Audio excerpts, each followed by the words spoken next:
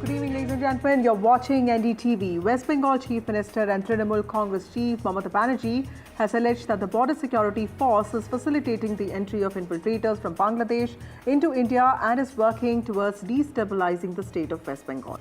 Now, the BJP has shot back, blaming Mamata Banerjee for sheltering infiltrators for her own political interest. We saw infiltration being central to the BJP's campaign in Jharkhand just a few months ago, but it has remained a hot-button issue in the last few days, a strong part of our political discourse. Even Assam Chief Minister Himanta Biswa Sharma spoke about it yesterday.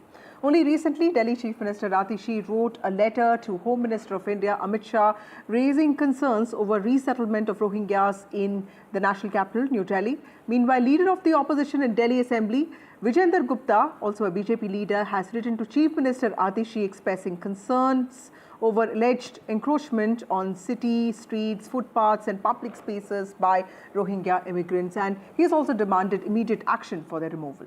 Today, in the course of the next 20 minutes, we will look at various aspects of this infiltration debate and if a serious national security issue is being politicized. But first, let's listen into what the leaders said today. Border guard Trinamool Congress দেয় না, border guard BSF দেয়, এমনকি পুলিশও দেয় না। কিন্তু পুলিশের কাছে জেলার ইনফরমেশান থাকে যখন ঢুকে যাচ্ছে, কোথায় যাচ্ছে, এখানে গুন্ডা পাঠিয়ে দেওয়া হচ্ছে, বর্ডার দিয়ে খুন করছে, চলে যাচ্ছে, এই রকম লোক পাঠানো হচ্ছে। এটা বিএসএফের অনেক ভেতরকার কাজ। এর মধ্যে কেন্দ্রীয় সরকারের একটা ব্লুপ্রিন্ট আছে। हंसी आती है कि बंगाल की सरकार रेड कारपेट बिछा दे बांग्लादेश के लिए, और अभिषेक बनर्जी अभिषेक जी बांग्लादेशियों पर राजनीति करें। आज बांग्लादेशी घुसपैठ बंगाल एक नर्सरी बन गया है। Now, Assam Chief Minister Himanta Biswa Sharma also spoke about infiltration yesterday, and let's listen into what he said. We have witnessed a massive increase of infiltration into Assam and India. 2 days back, I have even discussed this with my counterparts in various northeastern states and also with the government of West Bengal. Every day, Assam police is detecting 20 to 30 numbers of infiltrators, and equal numbers is also being witnessed in Tripura.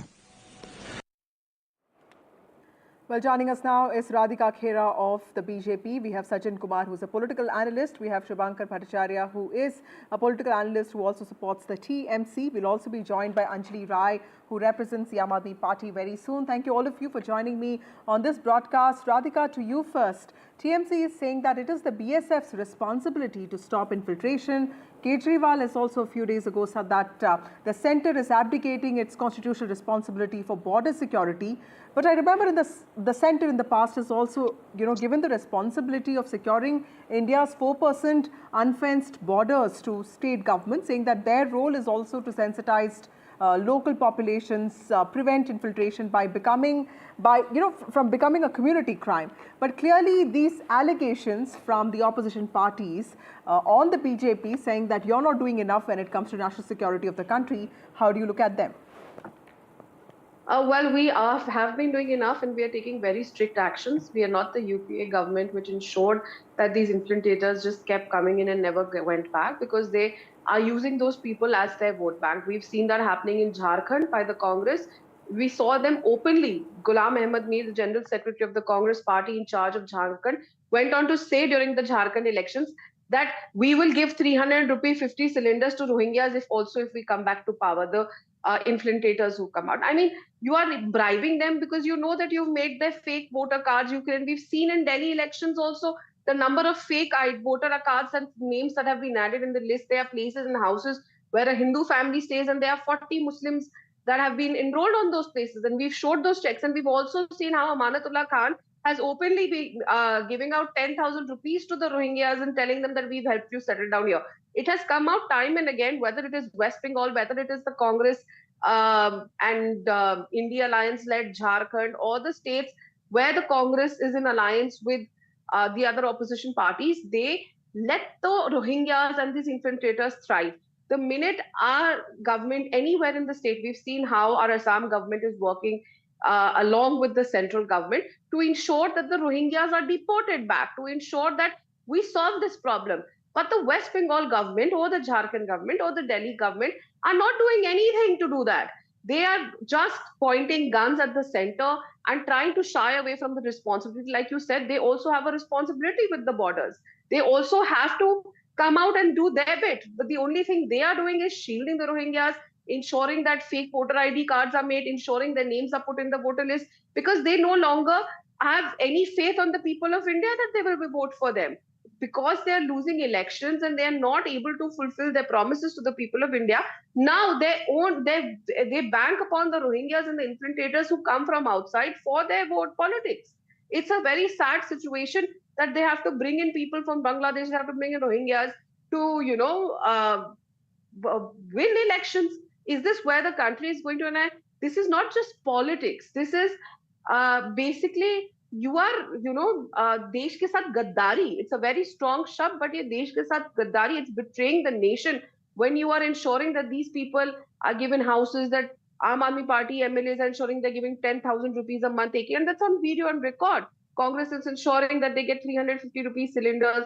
That's the vote bank politics that the people are now facing. Not doing enough. Don't you think that is pointed enough? Terrorism. But don't you think that the allegation that the BSF is not doing enough, it's hand in glove with a lot of district magistrates, which is what Mamata Banerjee pointed out today. Do you think that is not pointed enough to ask some different difficult questions of the center, that the BSF probably has to be more capable, sort of more competent to ensure that borders are secure? Isn't that allegation something that will stick to the BJP?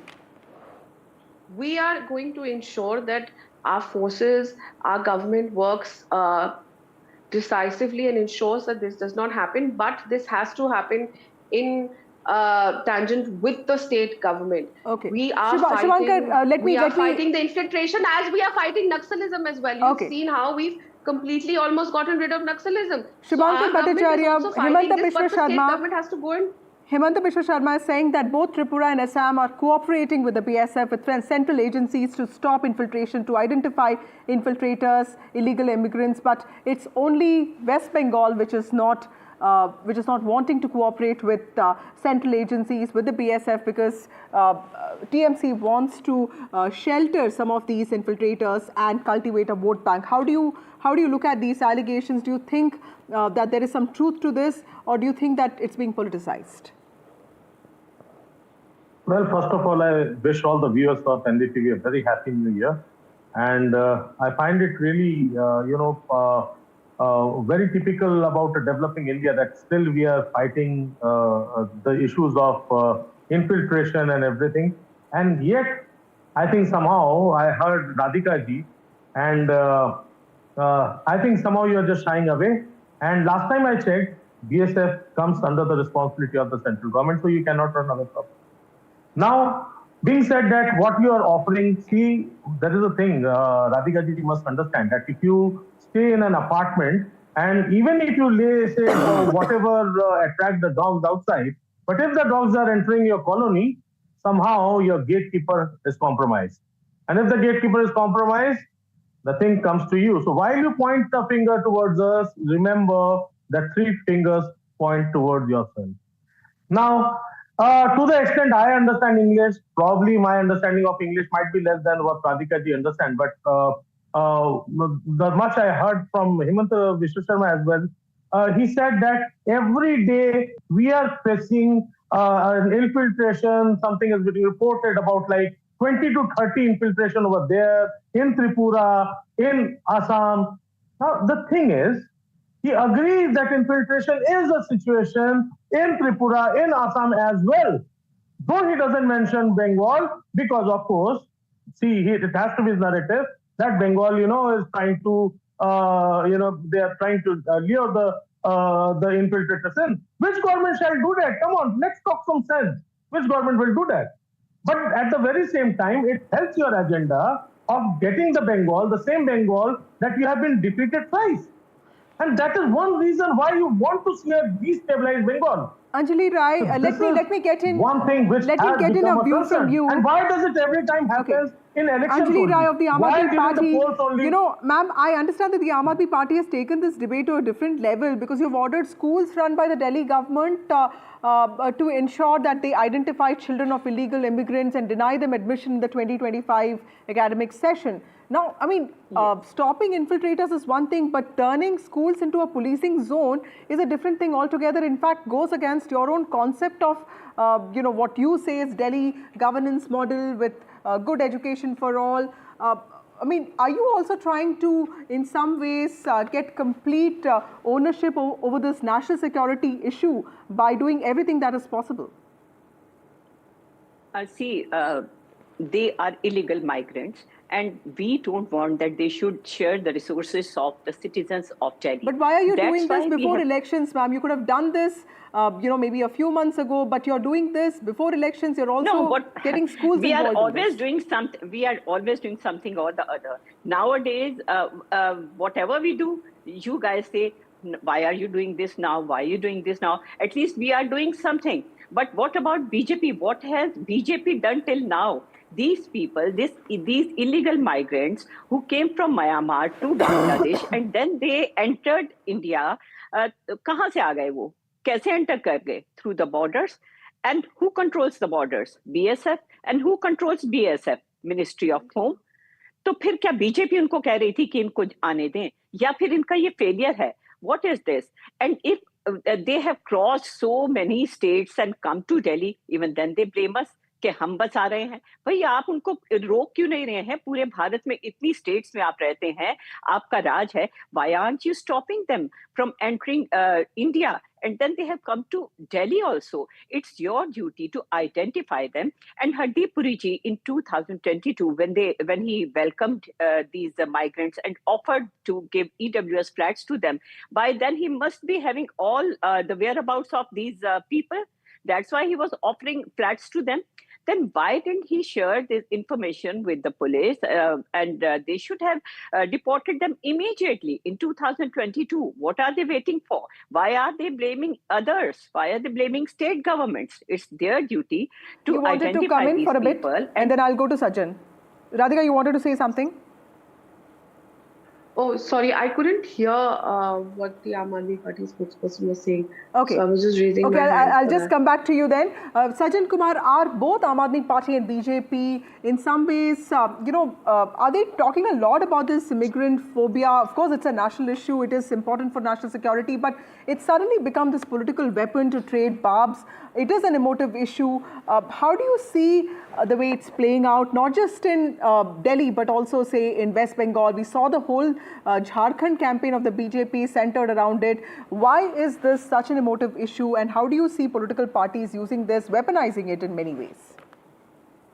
Yeah, to start with, the demographic concern has been a political potent tool. I mean, since late 70s and 80s, we saw it starting, say, for example, in Northeast, and thereafter it started having resonance towards East and other parts also. But now if you see, while illegal, migration and illegal refugees and Rohingya issue, that is a matter which pertains to economy, demography, and also primarily about the security. Now, what it also shows the kind of intensity in terms of, you see, the speech acts and the references that, I mean, goes manifolds during the time of the election, be it about the Jharkhand election, be it about, say, for example, 2022, that time also the references were there. And now you see in Delhi also it is happening. So that also, if you see, the sub is a sort of complacency across the boards. You see, Aam Aadmi Party has been a colossal failure on the infrastructural project as far as the cleaning, pollution, and many other civic issues are concerned. You take BJP is yet to offer a leader who can match the stature of Arvind Kejriwal. So therefore, you see the complacency, and I mean, lesser talked about Congress, the better. So that way, it also shows some sort of a very escaping the core mandate and core issue, because, I mean, on the ground, yes, Rohingya issue is an important issue pertaining to the national interest, but is it the issue that in this election, ongoing elections, be it about the Jharkhand or be it about Delhi, is the prime set of issue that concerns the people. Because among the people you do not see all of a sudden then Rohingya issue should be, an election should be about that issue. So that started, and both the sides are, into a sort of a very convenient game. And it deflects while BJP is trying to bring the election to the issue of the civic failure, infrastructural issue, pollution, cleanliness of Yamuna, which the Aam Aadmi Party should be accountable to. On the other hand, Aam Aadmi Party, while doing all sort of freebies politics, which has become the new modus operandi to win the elections across the political party. Right. But then you see, the issue of Rohingya is a red herring to deflect the issue from the real concern, and it is as much a failure of the governance of Aam Aadmi Party as about the opposition parties BJP and Congress to encircle Aam Aadmi Party to the core civic issue. So that way I see this is more like a deflectionary issue during the time of election, and something which is a matter of security concern should not be politicized so much so that it loses its intensity. Okay, Radhika, do you see the Rohingya issue as something that is that will be a narrative that will stick to people? Because, or are you also trying to create an other, in some ways polarize the campaign? Because if you look at numbers, Delhi police seem to have identified a little over 1,000 people in a door-to-door survey when it comes to Rohingya. So clearly the threat is there, but is it also being blown out of proportion by all parties, specifically when Delhi is concerned? No, it is not blown out of proportion. First of all, I'd like to tell Mr. Sajjan here that the Bharatiya Janata Party does not want to find a leader to match Mr. Arvind Kejriwal. We don't want to find a leader who is so corrupt and lies on keeping his hand on his children's ke sar pe kasam rakh ke, kasam kha ke jhoot bole.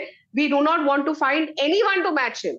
That is impossible. You cannot match a liar like Mr. Arvind Kejriwal. Having said that, coming back to how Rohingyas, see, they are a threat to Delhi, whether it's in terms of crimes, whether it's in terms of the resources being used. And we have seen, see, the Rohingyas are never going to vote for the Bharatiya Janata Party. That is not our Muslim vote. That is not our vote bank. They will never vote for us because we are the ones who want to throw them out, and we do not fit their ideology and whatever. So we know clearly who they will be the vote bank for and who is actually ensuring that their names are there in the voter list. And crimes in the country, in the city, as well as other states, are also decreasing because of that. They are claiming resources of those Indians who have been giving their own taxes over here. वो भारत के लोगों का हक है जो Rohingya को दिया जा रहा है. Why should a Rohingya infiltrator be given 350 rupees cylinder in Jharkhand? Why should Rohingya children be allowed to study in schools in Delhi? Why should they be allowed when they are illegally over here? Action has to be taken and they need to be identified and reported.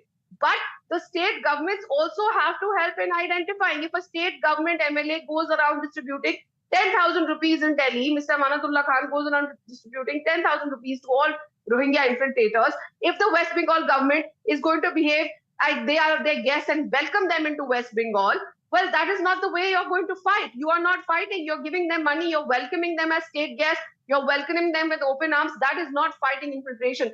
And infiltration is something which is going to cause lots of problems. Abhi itna percent ho raha hai, aage jaake aur badhega. They have to understand that just for their votes, if they're trying to destroy the social fabric, the crime, and we've seen the situation in Delhi and in West Bengal for that matter, whether it is the rape cases that are happening, West Bengal government has not been able to put a control on that either.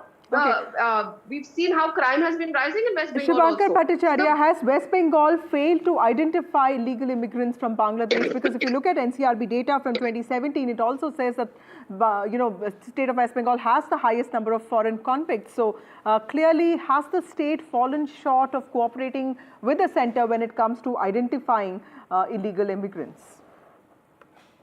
See, I'll enlighten you with two basic points, which I think I was expecting Mr. Sajjan Kumar to put forth. While he was talking about the demography, I think somehow he skipped saying that the unfenced area, the 60% of unfenced area lies in Bengal. Whose responsibility is that? Is it the state government's responsibility? Second, if it is so, why don't you allow the state governments to take over their borders as well? Why don't you make them your a partner in your border security as well? Whereas the BSF doesn't even permit the district police to interfere in that matter as well. While Mamata Banerjee has been continuously saying that Rajiv Kumar has already enlightened about the continuous infiltration which is becoming a problem, and she has already raised the issues with the central government. Secondly, the major point which Radhika ji continuously, she's talking about, say, you're luring the infiltrators, you're just doing, you're getting the support from them. How do you allow them inside the very first thing? Who is allowing them inside? Be it Rohingya, be it, why only say Rohingya or any kind of infiltrator that is coming in? That is your responsibility. If they are coming in and after that something happens, then also you cannot run away from it. Because the entire creation of ID and everything, that is also under your regime, it's under your control. So continuously blaming the state government, that might be your one of the tools because you have got a poll in front.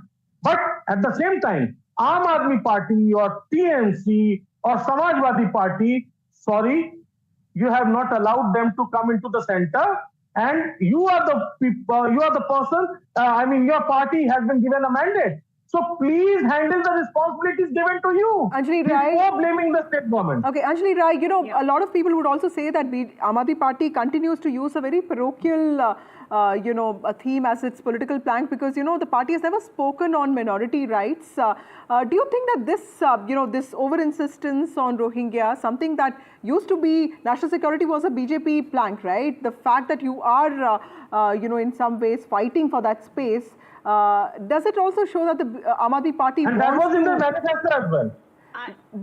Is it also a sign that the Aam Aadmi Party wants to basically counter the BJP on all of its strong areas, and do you think people will accept that? First of all, I would like to answer Radhika. Radhika, I would like to tell you that you have not even a single leader who can match the vision of Kejriwal ji. He has given such a beautiful model of governance in Delhi. He has given a dignified life to the people of Delhi. He has given water, electricity, good education, health facilities to the poor people. He has given access of piped water to 30% of people living in unauthorized colony, access to sewer lines to the 30% people living in unauthorized colonies. What have you done? That's why people of Delhi love him, and that's why they are electing him again and again. And I'm sure this time again, and you are totally right. Everybody is watching you. You don't have any issue. You don't have anything to showcase. You don't have anything to talk about your success in Delhi. That's why when we announced our schemes like Sanjeevani and Mahila Samman Yojana, you became totally rattled and you started taking such ugly steps. What did you do? In the evening, Parvesh Verma ji started distributing cash for vote. And then to respond to that, Radhika, please. An inquiry. Right, Radhika Kera, yes. Maybe for Miss. Yes, Radhika, please go on. Maybe let me set the record straight for Miss Sanjali. Maybe for her, this is sabse acha kaam karna, free bijli pani. When you turn on the taps in Delhi, they either have blue water, black water, or dirty water which stinks of egg. When you're talking about dunya badal di, you're talking about that that the Aam Aadmi Party has given what a lifestyle to the people of Delhi. Well, we are breathing horrible, poisonous air day in and day out because of the policies of the Aam Aadmi Party. And Mr. Kejriwal had promised, मेरे पास तो ऐसा chemical है, देखेगा पराली जलाने की जरूरत ही नहीं पड़ेगी. Let me come to Punjab in power. What happened? We in Delhi are suffering. Every second person in Delhi, more than 95% people in Delhi have lung problems or throat problems, and we are all falling sick. I am sitting here in front of you because of the pollution. And you're talking about Delhi में आप बहुत अच्छा कर दिया. Do you remember what happened during the Corona period? Delhi में लोगों की लाशें जमीन पे पड़ी हुई थी because they were thirsting for oxygen, because the Delhi government was claiming that we built hospitals. I did not speak in between. Miss Anjali, I did not speak in between. Have the guts to hear me out. I did not speak in between. आपके मुख्यमंत्री, पूर्व मुख्यमंत्री mister Kejriwal ने इतना भ्रष्टाचार किया, which was exposed by your own alliance partner, Mr. Rahul Gandhi's party, who Mr. Kejriwal went on to vote for during the Lok Sabha elections. And he only got that out, the Sharab Ghotala. Okay. Let me take a last comment from game that you have done from Sajjan quickly. Sajjan, your closing remarks on something like this, because India's stature is also growing diplomatically, and determining any group as refugees or not is a matter of policy. But people would be watching the way we look at refugees, at least not really get them into the political realm or weaponize them. What are your last words on this debate? No, I mean, see, this refugee question has already been securitized across the globe. That's, I mean, we see, do see in, be it US, Europe. So why not? I mean, India should not be exception to that. So that is very understandable. What is important here is that we are witnessing two trends, particularly in Delhi. In Delhi, you see in Lok Sabha election, overwhelming majority of the voters, they vote for, I mean, Modi and nationalist and lots many other causes. But comes the assembly election, Right. you know, the material sense emerges, and still in the war of perception. I mean, I'm pretty sure that compared to 2020, So I you think it's a know, war Aam of Aadmi perceptions. Party I'm is, really Aam Aadmi sorry, Party is, I mean, completely out of time. Thank you all of you for joining me on this broadcast. Infiltration there becoming a political flashpoint between opposition parties and BJP, also taking center stage in Delhi ahead of the assembly polls. We will be tracking all of that and more. Time for a short break. More news and updates on the other side.